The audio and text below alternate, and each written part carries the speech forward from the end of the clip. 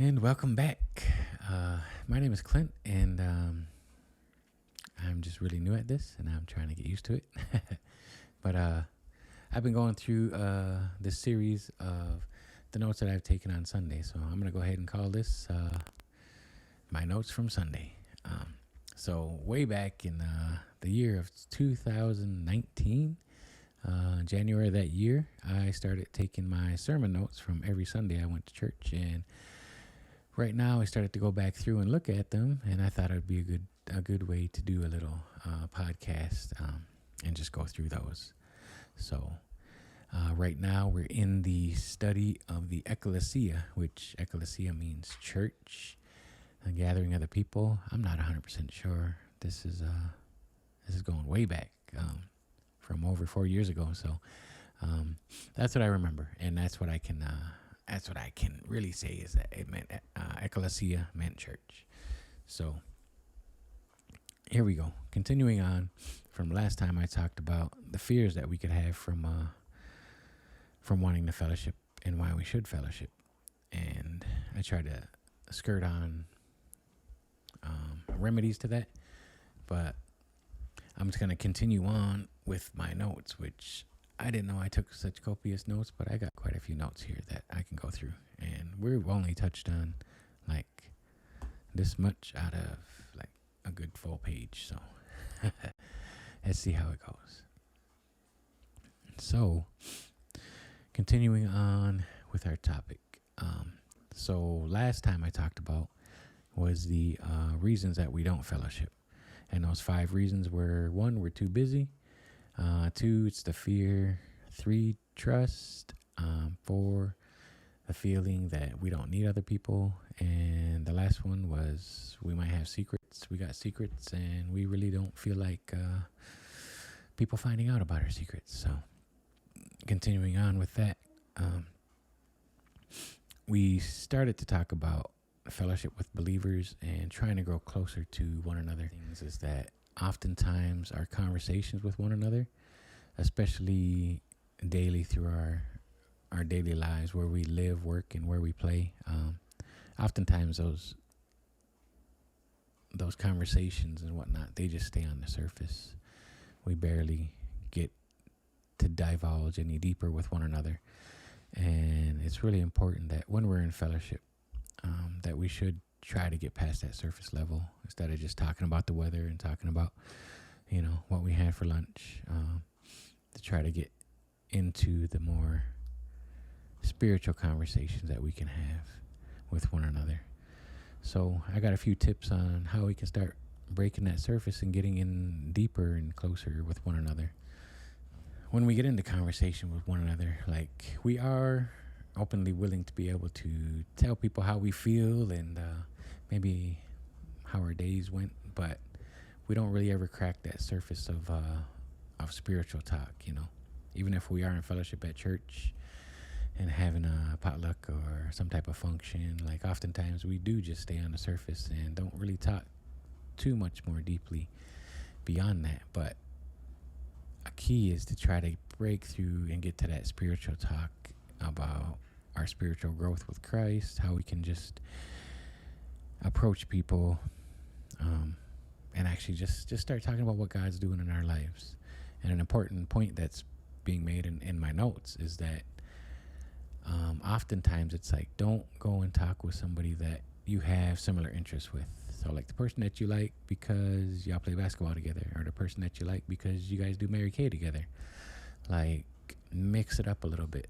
Like, I do remember our pastor often did try to like take the old with the young, or this person that's on this side being put with this group over here.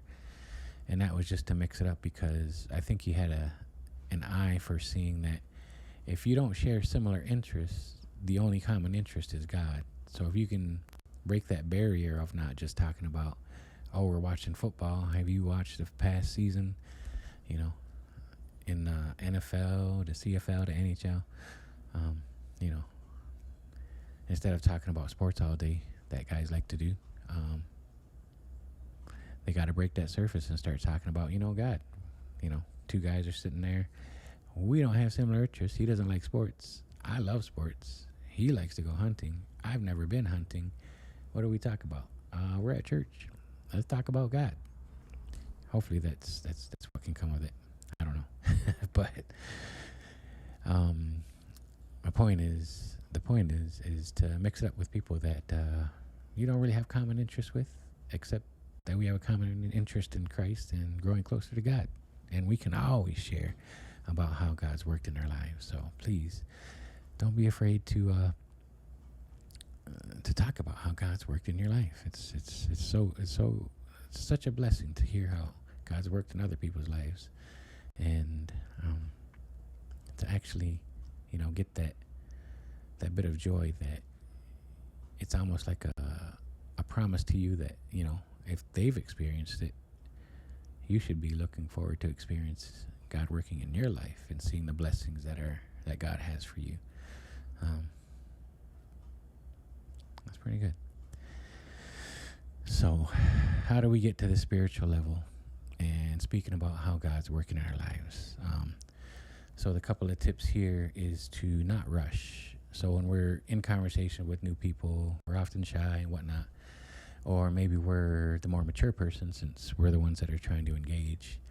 But the first tip here is to not rush, because nobody really likes to feel rushed. So be gentle, take your time, and just help people to feel comfortable, not pushed and not rushed.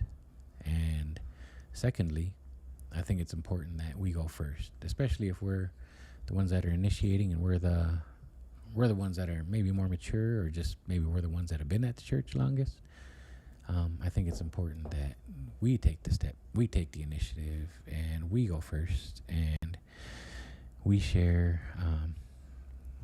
We're the ones that open the floor to speaking about God and sharing how God's worked in our lives, and continue on with that.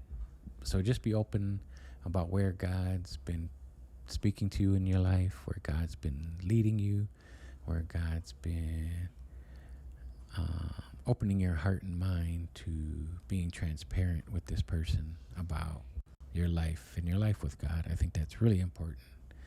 And when you do this, when you go first, you start opening up and being transparent with the person. You want to try to be specific. Don't just be random and, just say, oh yeah, God's blessed me with children. God's blessed me with, I need a new car. I don't know. Those things are a little bit general and surface level. Try to get into the nitty gritty and how he's worked in your life, like right now. Or if you don't have anything right now, how he's really worked in your life. But breaking these conversations open is the more important thing. So just be specific and speak on how God is good. A couple verses for you is 2 Corinthians 8:1-4 and Matthew 6:21. For where your treasure is, there your heart will be. I wrote that down wrong because I don't know that verse. For where your treasure is, there your heart will be also. So where you put your time, talent, and treasure, that's where you're putting your heart. Hopefully you're investing in the church. I feel like I'm just bombing on this one. But anyway, so to wrap this all up, a way that I always like to finish these off is to just give an example of my own life. So when I often meet new people and I'm trying to share and get past that, is to just say, hey, how's God been working in your life? And oftentimes that question might catch somebody off guard, and then I'll usually be like, well, for example, and then I'll usually have a story that I can tell, because before I ask that question, I'm already thinking what might appeal to this person. And something that's appealing off the top of my head is that I know recently I was in some financial trouble. I was really struggling, and I swear this is a blessing from God, him working on high, because I knew I had to get my tires changed. My tires are getting bad and worse, financially, I just couldn't swing it at the time. And then one day on the way to work, my tire blew out, and it was like 4 a.m. in the morning. I'm on my way to work, and my tire blows out. And I'd been praying about this situation for a while, but for some reason, getting a flat tire at 4 in the morning, I kind of just really didn't have no fear. I was like, all right, God, you got this. And sure enough, I walked the rest of the way to work. That's a whole nother story because it was like 7 miles, and it was more like a jog than a walk. And it took me over 2 hours, or almost 2 hours. But financially, I felt blessed because, I prayed about it. I was stressing about it. And I really only had enough money for one tire. So I managed to get a spare on it. Got the car into a safe spot. Got it to work. And then with the spare on it, I knew I was going right to the tire place. Going to get the new tire for a tire that blew out. And then hopefully be able to come back and repair the rest. And when I went to get the tires done,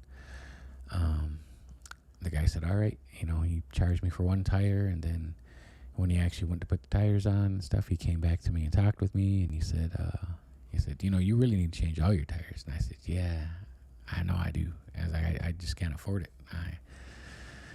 I said, I'm going to come back, because this was like a Thursday, I think. And then Friday I was getting paid, so I was going to go back the next day. And he said, you know what? He said, he's like, I can't let you drive on those tires. So he's like, I'm going to see what I can swing. I'm going to talk to my boss. And we got like a couple extra tires.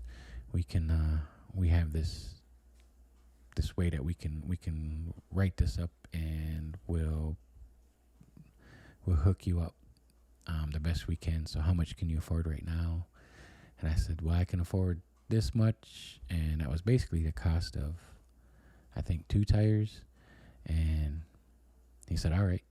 And he said, we'll charge you, we'll replace all 4 tires brand new for the cost of 2. And I was just shocked. I was floored. I felt like, I don't know, God was really in that, because it was such a gentle way for that to happen, because financially, I'm really embarrassed to ever talk about that kind of stuff. But he was just really kind and helpful, and just really, really came through, and just really blessed me with a full set of tires. And I was really thankful, because I still have to drive every day and take Nolan and stuff. Like a little guy, my little cousin that lives with me, and I know he's young, and I don't ever want to get stranded or be somewhere where like little ones are are left stranded. So I just really felt like that was a story and something that really happened to me recently, that I could openly share and break the ice and say, hey, this is how God's worked in my life. And I think I would also like to share that I think we need to have our eyes open to when God is working in our lives, and to be open to the fact that God is working in our lives every day. We just have to have our eyes open, and our hearts and our minds, to the fact that God is there. He's all around us, and that if we don't have our eyes open to it, we can miss it, and we can just worry about, what's not happening for us. We miss the blessings. And I just think it's really important that we have fellowship, and we can come to one another, pray for each other, be there for each other, and be able to converse with one another. So I think that's all I got for this week. So hope you guys enjoyed it. And if you did, leave a like and comment. I'd like to hear what you guys got to say. I'll see you guys next time.